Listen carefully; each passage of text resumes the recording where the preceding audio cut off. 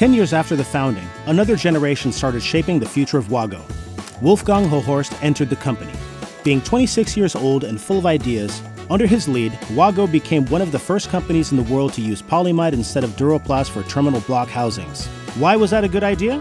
Let's ask someone who knows. Polyamid ist ein thermoplastischer Kunststoff. Das heißt, der Kunststoff ist wieder aufschmelzbar und kann daher in Spritzgussmaschinen zu komplexen Spritzgussformteilen verarbeitet werden. Der Werkstoff wurde bereits in den 30er Jahren von der Firma DuPont in den USA entwickelt. Es wurden die ersten Nylonstrümpfe daraus hergestellt. Es bringt eine Menge an guter Eigenschaften mit. Die Kombination von hervorragenden Isolationseigenschaften und der guten Mechanik prädestiniert es eigentlich dafür, für Komponenten in der Elektrotechnik eingesetzt zu werden.